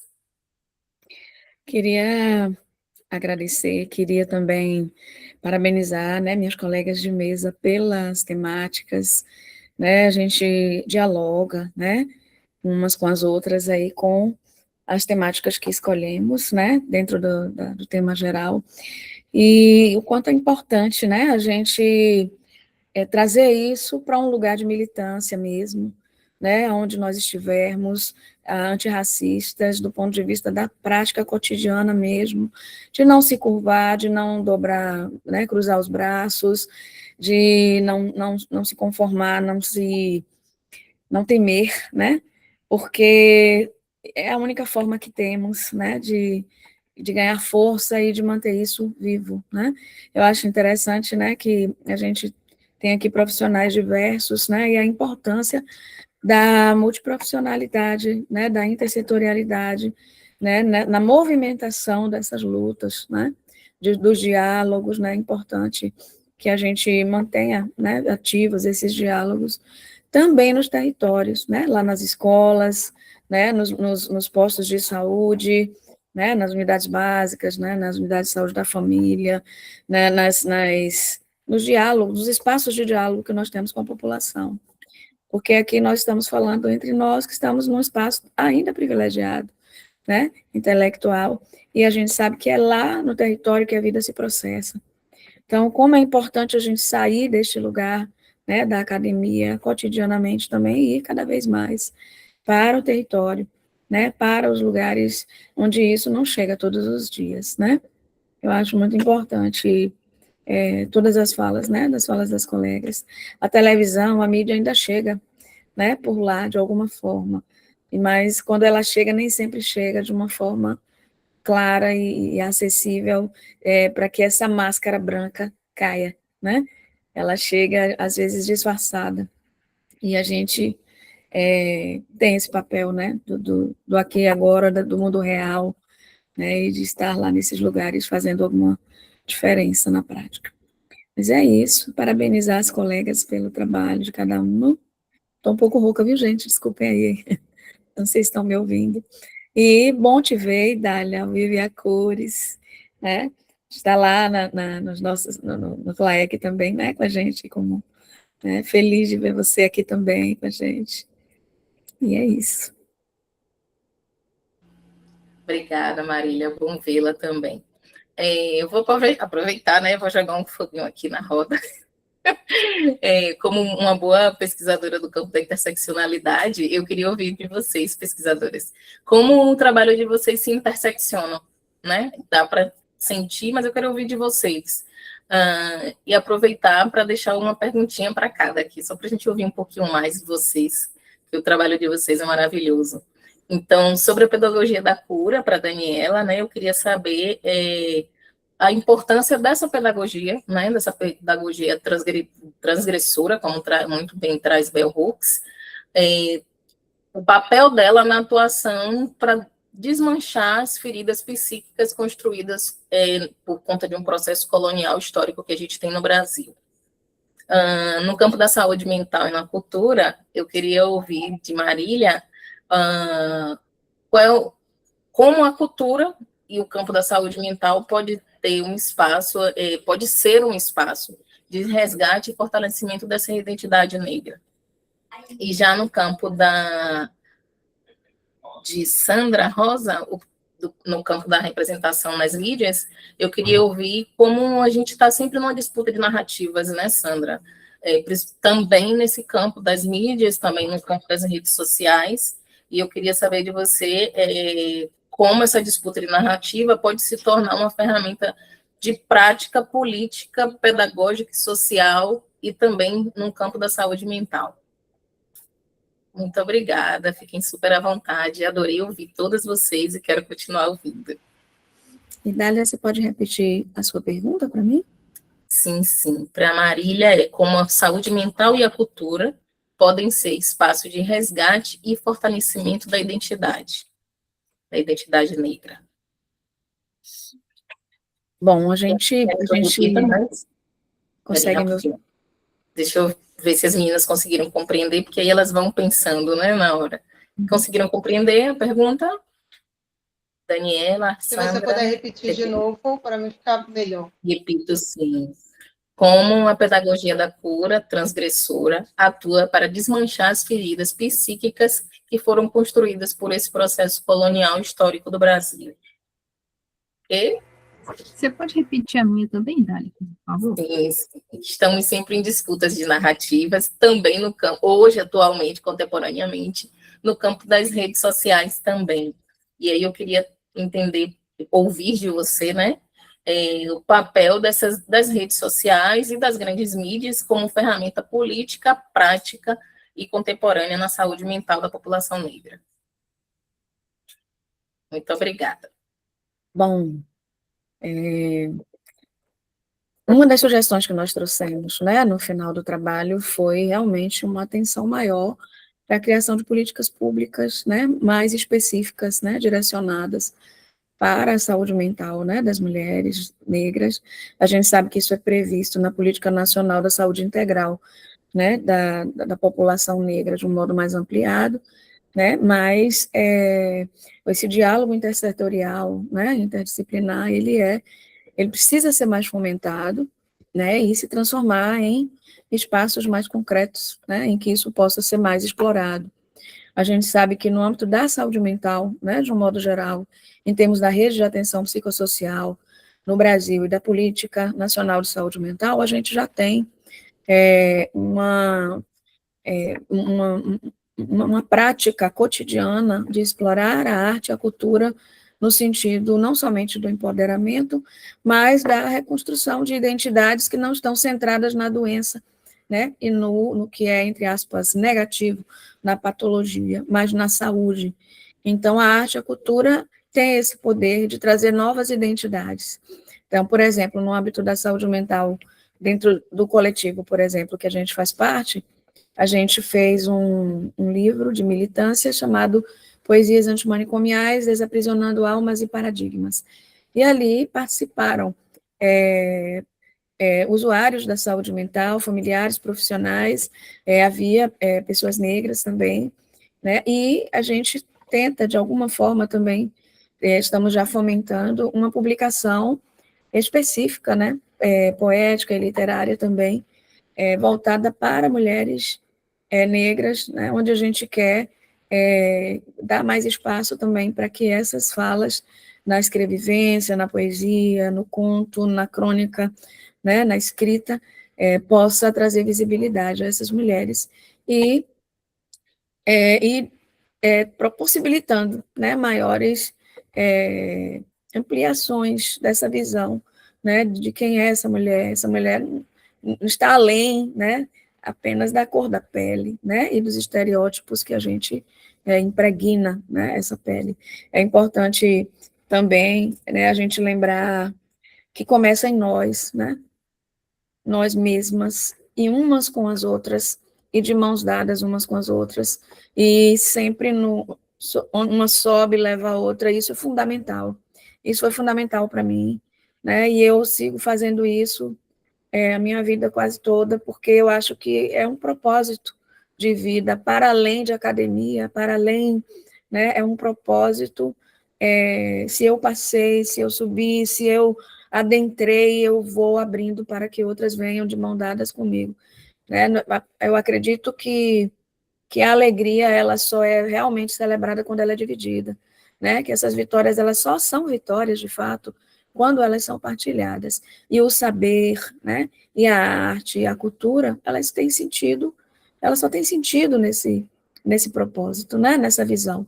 Então, eu acredito que essa questão do compromisso nosso, pessoal também, né, e coletivo, diário, lá no território, no cotidiano, e a criação de políticas públicas, o fomento para que isso, uma sugestão é que cada um que esteja nos vendo agora ou que nos veja depois, esteja mais próximo dos conselhos, né, nos municípios, porque eles fomentam políticas públicas, eles fiscalizam políticas públicas, eles têm poder deliberativo, né, muitos conselhos têm nos seus regimentos esse poder, né, então é importante a gente estar junto, né, e estar participante também desses espaços, né, de decisão, de poder e de luta. E, claro, não esquecer das eleições, né, existem, geralmente, pessoas no poder que não valorizam a cultura, né, e a arte. Muitas vezes, nós vemos nos municípios, principalmente cidades interioranas, a gente vê que a arte e cultura é algo que está no invisível e no resto, e no se sobrar, e se...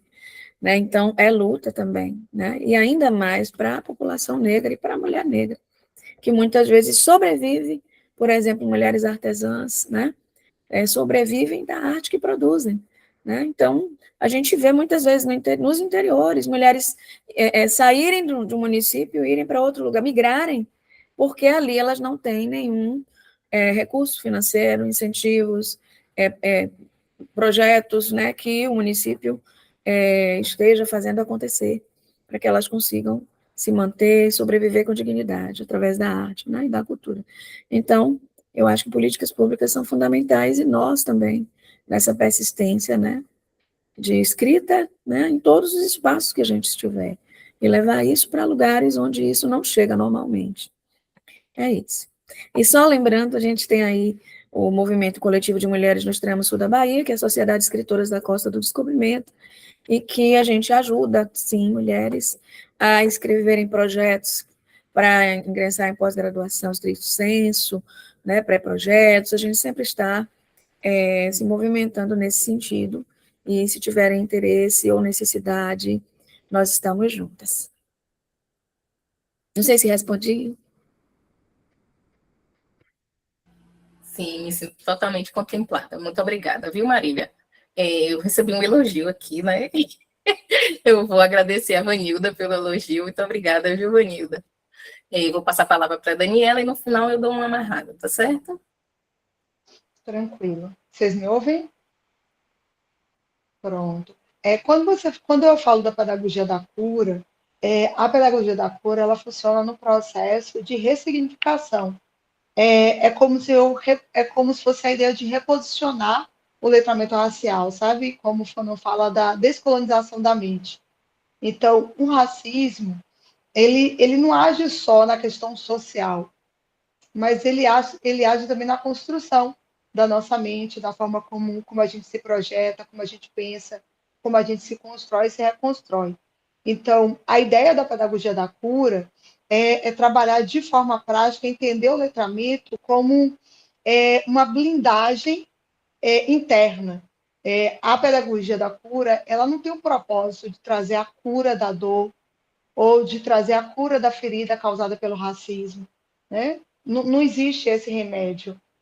Eu pensava durante um tempo que, por ter lido bastante, por ter feito meu letramento, por fazer palestras sobre, por escrever sobre, por ler várias coisas sobre, que eu estava imune à dor do racismo.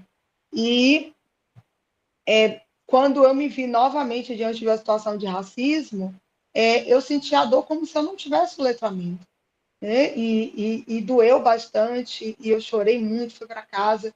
E por mais que você resista, por mais que naquele momento você tente não baixar a cabeça para o racismo, mas a dor, ela é inevitável. Então, a ideia da pedagogia da cura é você não absorver, né, o racismo como se ele fosse seu, né?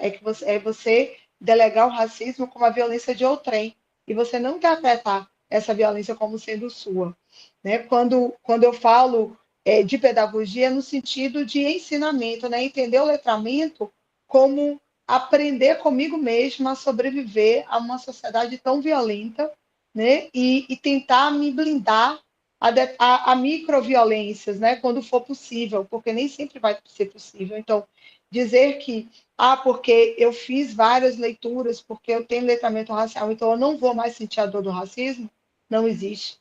Porque ninguém é imune à violência, e o racismo ele é uma violência, né? Então, toda vez que a gente estiver diante de uma violência, essa violência vai sempre doer. Então, não é porque eu já apanhei muito que, se eu apanhar hoje, o tapa não vai doer. Então, toda violência, ela dói no momento que ela é sofrida. Então, acho que, quando você pergunta para mim como essa pedagogia da cura, né, ela age assim, em relação a essas feridas, ela age no entendimento de eu saber que eu não sou responsável por essas feridas. Ela tira de você a responsabilidade que o racismo impõe a você, né? Porque o racismo faz a gente acreditar que o problema é nosso. e a pedagogia da cura bota o letramento no lugar de eu entender que essa violência ela não é minha e eu não tenho culpa de sofrer essa violência. É isso. Então, assim, essa fala de hoje, ela foi baseada em um capítulo específico de um livro que é uma obra coletiva, que é esse livro aqui, que é Encruzilhadas Culturais. Ele é leitura gratuita, né? Então, ele é disponível na internet, ele tem vários artigos de diversos escritores focado exatamente na saúde mental da população negra. Esse é o volume 2, que é onde eu tenho um capítulo que fala de pedagogia da cura, mas ele já tem 2 volumes, né, de escritores e de pesquisadores negros que estudam a questão da saúde mental dessa população negra. Eu acho que vale a pena, né, indicar essa leitura. Eu espero ter respondido. Muito obrigada, Daniela. Também me sinto muito contemplada e agradeço por compartilhar essa referência para a gente. Já anotei aqui, tá? Muito obrigada. Vamos passar para a Sandra.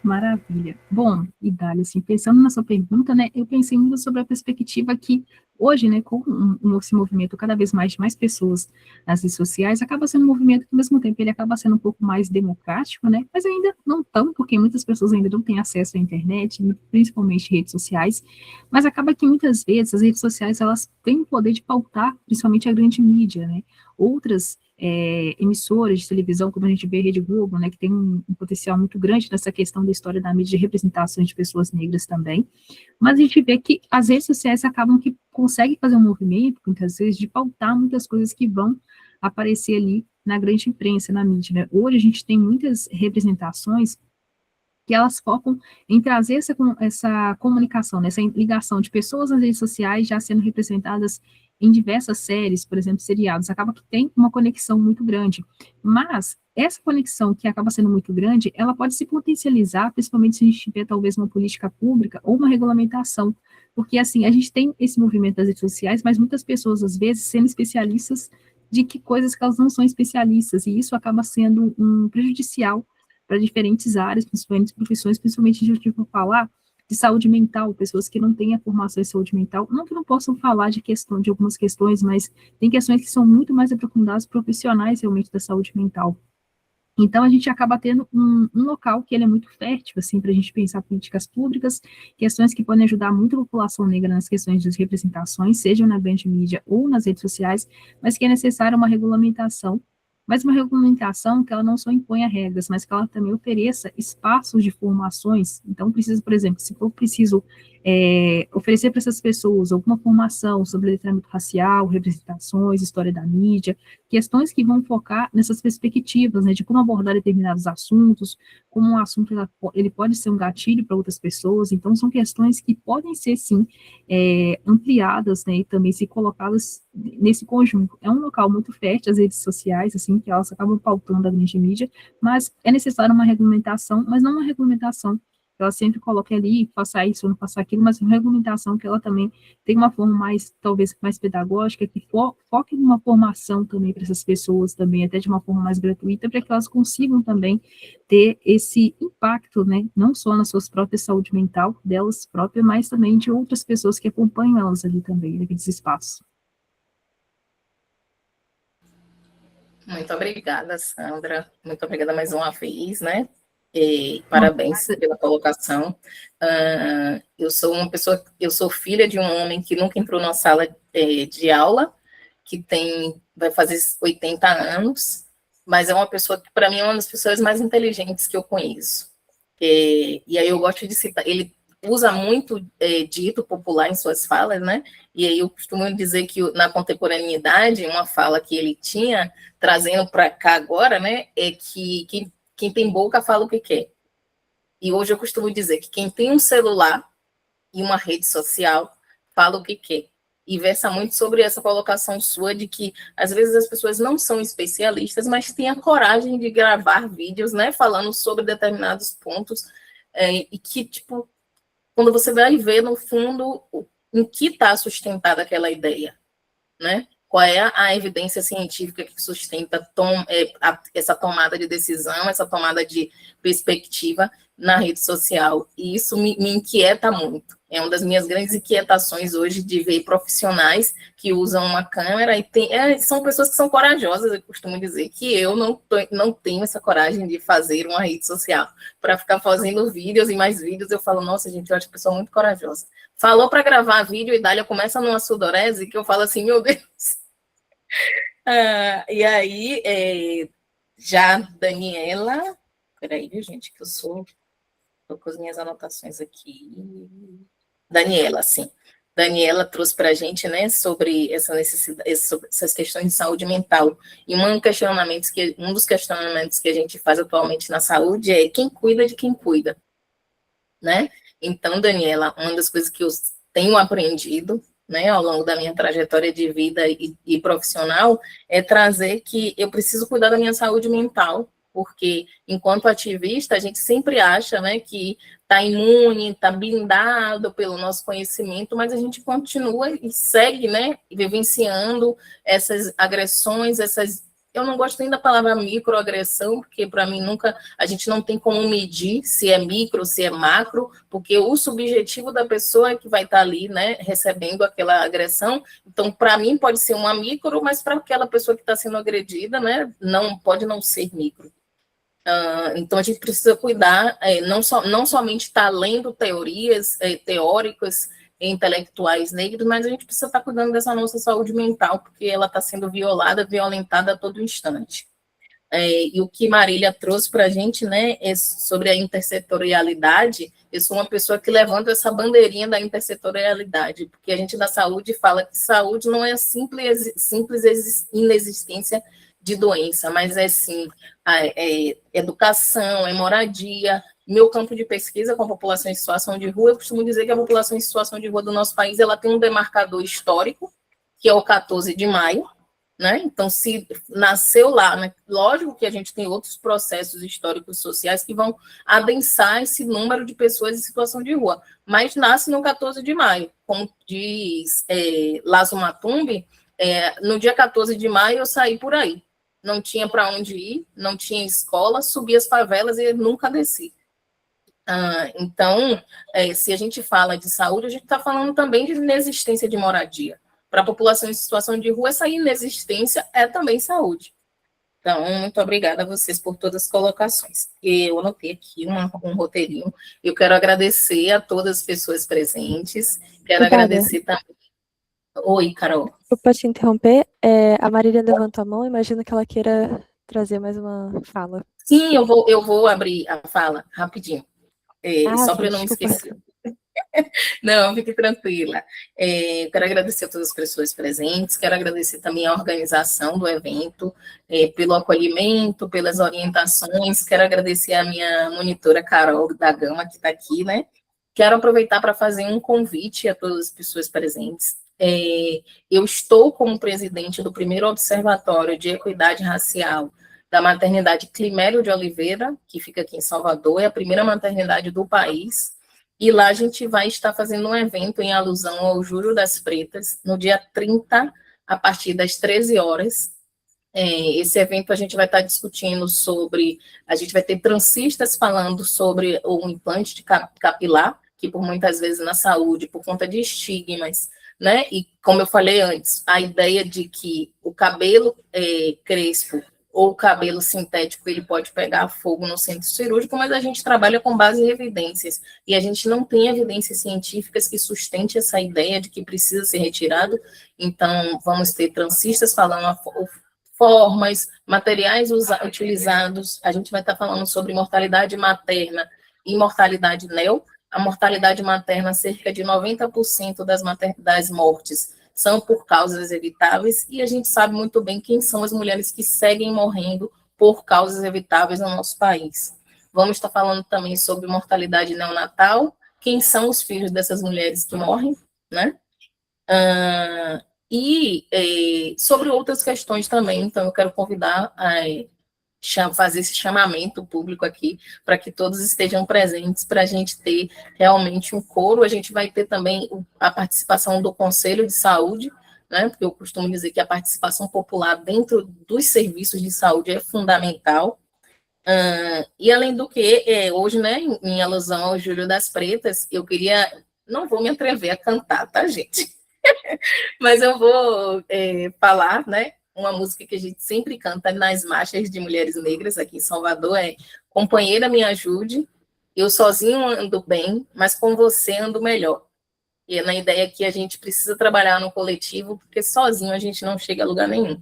Mas no coletivo, o coletivo tem força, o coletivo nos fortalece para que a gente siga nas nossas batalhas diárias, nas nossas vidas.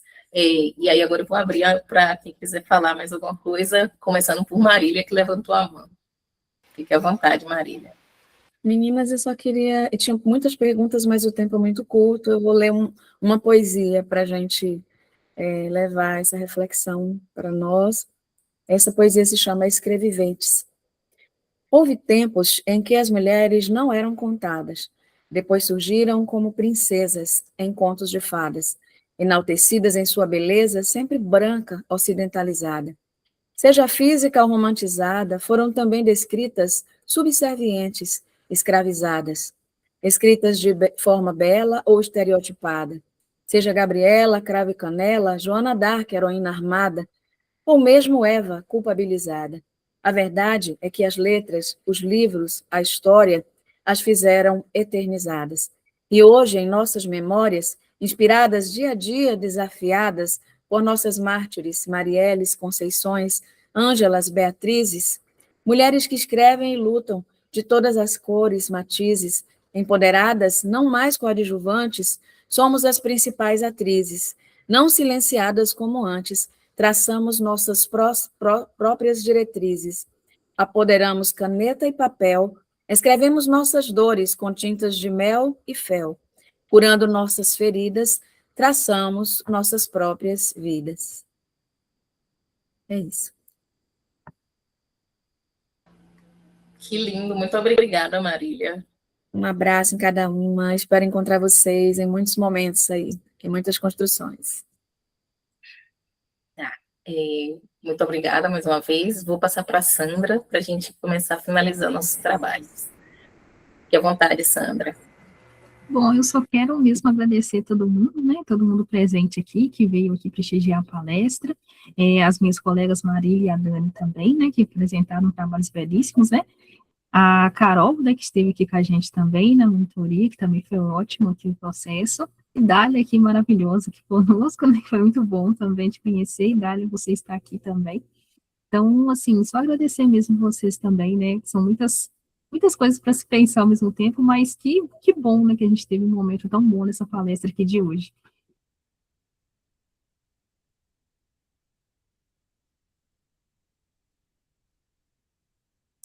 Sim, Luiz, e faremos o registro, sim.